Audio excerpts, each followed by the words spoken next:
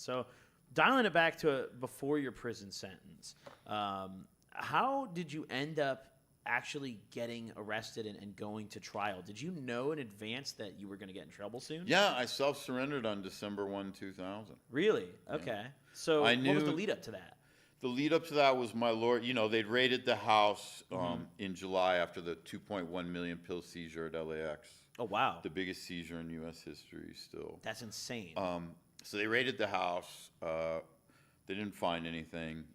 But they were aware of me at this point because a guy by the name of Mark Bellin had ratted on me. Up until this point, they didn't know I exist. They didn't have me on the phone. There was an Interpol, IRNET, International, DEA, U.S. Customs, Task Force, FBI, everybody.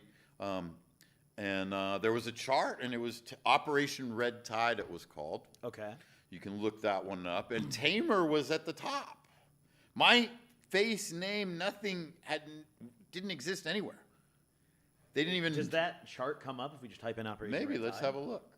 Let's type it in, y'all. So you're mentioning that 2.1 million, 2.1 million pills got seized at LAX. Yes. That's insane. That's a crazy amount. Walk me through that day. Like, were you freaking out when you heard that happen? Actually, it was a bit confusing because what used to happen is Tamer had a connect. He developed this connect, actually. He had a connect that is in Korea. Another guy, Min Jin, who didn't rat, dear friend, good guy, he didn't rat. His story's very interesting. But what he did is he was able to get into, we'd send it to LA through Korea, meaning that it's going into a bonded warehouse in Korea. Okay. It's not clearing customs there. Interesting. Because stuff is being added to the shipment, and then it's going on to LA. Now, what Min could do is he could get into that bonded warehouse, strip the origin paperwork, and make it look like the shipment originated in Korea. And we'd use stationery as a cover for two reasons. One, you don't want to use electronics or sports shit that could be counterfeited or clothing because they're looking for that, right? And also, dope dealers are so fucking stupid. When a cop opens a fucking container and he sees a bunch of VCRs in a box, right, or a bunch of electronics, they're going to open that. 100%. It's nice and easy. When they open a fucking container and they see fucking shit-stained piping, right, that fucking stinks. They don't want to touch that. They're human. Yeah. They don't want to fucking They're touch going to do that. everything in their power to not have to interact with that box anymore. Yeah, so while we weren't using shit pipe on this particular thing, Maybe you should have. stationary, nobody's worried about it. Yeah. And paper's fucking heavy, so your weights are matching. And everything's lining up. You're not tripping any red flags, right? And so nobody's worried about the taxes, nobody's worried about the counterfeit, and nobody's worried about the weight. That's 95%. Now you're only dealing with the 5% of luck, which is the gamble. You know, which is another funny thing. People always talk about gambling. I'm going to tell you what fucking gambling is. Gambling is handing your dope to United States Customs and hoping that they hand it back to you. That's fucking gambling, because that's what you're doing as a drug trafficker. Yes. You got to cross your fingers every time. Yeah. You're like, damn, I hope this makes it. Yeah, and you're going through, you're leaving, you're going through the exit customs, and you're going through the entry customs. So you're hoping that two different law enforcement agencies literally hand you back your shit after you hand it to them. So that's gambling. This seizure of the 2.1 million pills, was this the first time that U.S. Customs had seized a package from you, or just the largest and the one that got you? No, that was the largest. Before that, in December of 2000, they seized the FedEx thing. We used all different kinds of shipping, right? Yeah. Like, a lot of people think it was like, this some fucking kind of organized shit. Dude, we were a bunch of fucking kids. Yeah. Who had more balls than brains, to tell you the truth. Now, we weren't stupid, so we learned as we went, but we certainly weren't smart about it. Right? We had more balls than brains, and me and Tamer would sit down and be like, hey, we got to move X amount. How are we going to do it? Are we going to use air cargo? Are we going to use sea cargo? Are we going to use a private jet? We're going to use FedEx, DHL, Flying Tigers. And it was, week to week. It was there was not this the connects and the amounts we were taking was systematic, right? But how it was getting done on a week-to-week basis was, there was a certain amount of creativity in there. Are you using software? Are you using puzzles? Are you using, what is it that we're stationary? How are we going? Are we going to send multiple boxes on the same air bill because we got lazy? That was a fun one. We were lazy one time coming out of Amsterdam in '98, and we were in Paris, and we said, why are we only putting one box on an air bill? We can have 3 boxes on the same air bill. Right? Get some more going. So instead of sending 60,000 pounds, we sent 180,000 pounds on the same air bill, 180,000 pills on the same air bill, and fuckers landed the same way. So the next thing, everything tripled in scale, literally overnight, because you're never going to send one box on an air bill. You just kind of continually were pushing those limits of like, what can we do here? Yeah, because I think like any business, right? Once you're ahead and you're not behind and there's no debt, you have exploratory capital. Yeah. Right? That's when things really start getting fun. This was R&D. Yeah. That's a fun way to R&D, but that also, on the flip side of that, sounds really stressful, moving these large quantities and not having that human directly moving it, where you're just kind of like, damn, I hope this makes it, I mean, but what is it? Is that more stressful than having a human busted and you can't sleep I guess at night it's stressful wondering if either they're way. gonna talk? I guess just moving drugs is stressful no matter what, but you got to accept a baseline, right? Yeah. And you want to keep your stress at that baseline. But what happens as we're all humans, we become desensitized after a little while. Yep. And you start laughing about the shit. Yep. I mean, you really do. It's just like, it's normal to you. Yeah, it just becomes normal. It's day-to-day life. That's just your job. That's like part of the task. So you want to keep that stress at the baseline. And, same shit when I got to when I got to USP Lompoc, huge level of stress. When I left 18 months later, I was so used to it. I was shocked when I was on the bus leaving. This weight just pulled off my shoulders that I didn't even know was there. Must have been nice. What we're able to deal with as humans is pretty miraculous. People always say, "Oh man, I don't know if I would have been able to do that." I tell you, I don't know if you would have either, but I do know this: most humans are capable of much more than they think they are capable of. It's all in given the moment, the right moment, the right incentivization. So that day that the 2.1 million pills got seized at LAX, did you find out first and tell your partner, for example? Did your partner call you and be like, "Hey, they got our pills," or what happened? Oh, so it's supposed to go to Korea, through Korea, and then come to LA. Well, this 2.1 million pills came from Paris direct. Ooh, okay. So it was here a couple days before it was supposed to even be here. So my first reaction when I'm watching it on TV is, who's moving this kind of fucking weight? You're like, damn, I didn't know Who we the had this fuck is competition. moving this kind of weight? That's what I literally called Tamer. I'm like, what the fuck is that? Right? Like, because I was always wondering already at this point where all these pills are fucking going, right? Like, the more we get in, the faster they're going. I couldn't, it never calculated to me, right?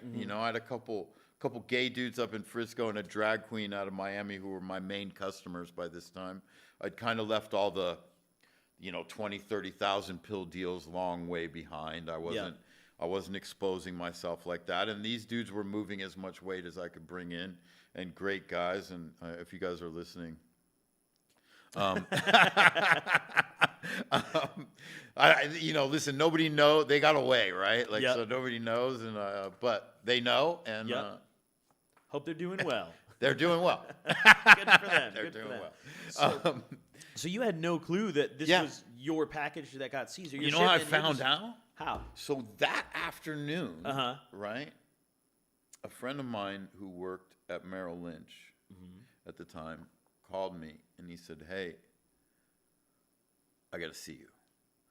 And I said, "What do you mean?" And he says, I said, "Yeah, sure, whatever." But he had a tone in his voice. I was like, "What's up?" And he's like, You could hear I voice. got to see you. I'm going to come by." So he comes by and he shows me the subpoena. They'd subpoenaed all my records, criminal subpoena. They'd subpoenaed all my records, these dumb fucks, on the same day that they're bringing the fucking shit in, right? So I got warning like that. Thank God they did that, huh? So now I got my fiance, Kristen at the time. Her mom is they're a Christian family from Texas. Like, she's living with me, has been, but we got her an apartment because they're like really, and I wanted to be respectful to her parents, of course. Can't have her around that. So she had to have her own place so they'd visited a couple times at Christmas.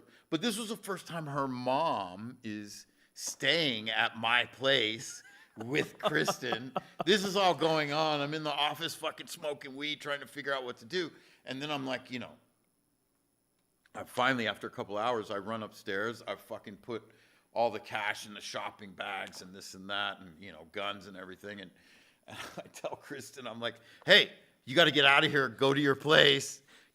And she's like, how is she going to tell her mom this? And I got these bags, and one of them breaks, so there's like guns and cash all over the fucking floor by the front door. Oh my God, what a scene. So get her out of there. And they came that morning at 4 a.m. and beat down the door, broke down the door, and, they found nothing. And Bill Linehan, who was the DEA case agent, was like, his attitude was basically like, even if you are the real deal, and I'm not saying you aren't, what do you think them boys we got locked up downtown are going to do? And I was like, I don't know who the fuck they are, and I don't care what they do, and I got nothing to do with me. And, they basically offered me immunity. Yep. And not basically, they offered me fucking flat, keep everything, do whatever the fuck you want, and continue to work. Yeah, I mean, I'm sure at the scale that you were operating at, they probably offered you some pretty lucrative stuff. Yeah, they offered me to continue to work. Yeah, that's crazy. As long as I was working for them. Yeah, that's nuts. Keep all your shit, now I don't have to hide it anymore, if I can pull it out from wherever it might or might not have been. And I was just, hey, fucking fuck off. I don't know those people. I don't know what they're going to do, and I don't give a fuck what you're talking about. And so that was in the summer of 2000. And then right after Thanksgiving, my lawyer, Don Etra, who passed away now several years ago, he calls and he says, hey, they got a indictment out for you. And this was another fuck up by the federal government, because they just supposed kept to be tipping you off. Filed under seal, but they didn't file it under seal. So then he made an arrangement for me to self-surrender on December 1. And I thought, okay, I'll get bail. I'm self-surrendering. And, the night before, I'm like basically like having a beat the feds party. What a fucking dumbass I was. I had no fucking clue what I was walking into, which is the story of my life. I walk into a lot of shit when I have no clue what I'm walking into. You were going into it like, oh, this is going to be okay. Yeah. Yeah, I thought, oh, okay, I'm going to get bail. I'll handle all this. It'll be fine. Because I also knew I never got caught with dope. I never got caught with money. I didn't, I wasn't on the phones. So I'm thinking to myself, like, what could they possibly have on? Yeah, television educated again, remember? Yeah. Right? So I'm thinking, what the fuck could they possibly have on me? And then you learn talking is enough. These motherfuckers, talking is enough to put you away. And some of these dudes I met in prison, they get locked up for 30, 40 years. There was never any drugs found. And it was just people talking. That's craziness. Right? And, it's insanity. It's really, really bad.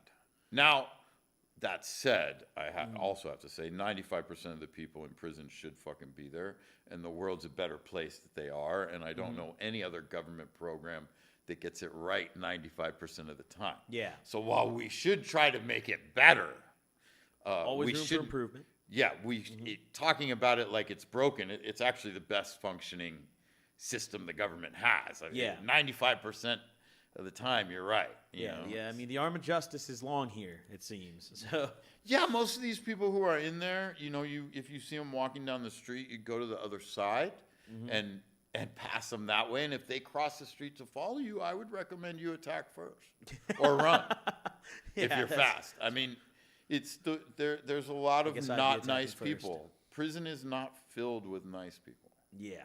It's filled with people who can do amazing things. It's also not filled with people who got away with it. Yeah. No, it's not. No. So you after you got arrested, you turned yourself in. You went into it, it sounds like, with a lot of confidence. At what point during the proceedings did you kind of realize, like, oh shit, this is not going my way? Oh, I realized at the very first bail hearing, I got my first legal lesson that day, and that was Bill Clinton and Joe Biden had given us the 1996 Omnibus Crime Control and Prevention Act. And in that act, for the purposes of bail hearing, if you are looking at a crime that has a maximum sentence of 10 years or more, then you are presumed guilty for the purposes of bail.